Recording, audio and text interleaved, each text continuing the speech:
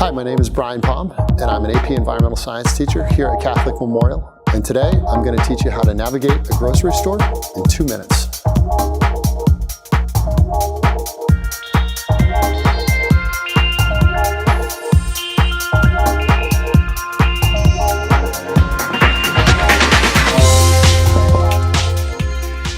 There are 3 general categories of foods that are found in a grocery store. The first are unprocessed foods. Those foods look largely the way that they did when they came off of the boat or from the farm. Those are found in the perimeter of your grocery store. Your fruits and vegetables, meat and fish, and your dairy. The 2 other categories of foods are your processed foods and your ultra-processed foods. Processed and ultra-processed foods are typically found in the interior of a supermarket. The difference between those are the number of steps removed between the farm to when it reaches the store. An example of a food that is processed would be frozen peas. Peas don't come out of the ground frozen. Instead, they're flash frozen. An example of an ultra-processed food would be frozen pizzas or snack cakes like this. So the ingredients in this include some things that we understand like water, oil, wheat flour.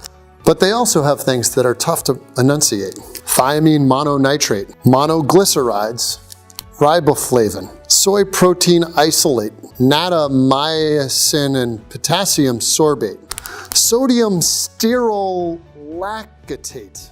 So all food can be classified according to the number of ingredients that it has and the number of syllables in the average ingredient. So we put apple, 1 ingredient and 2 syllables right there.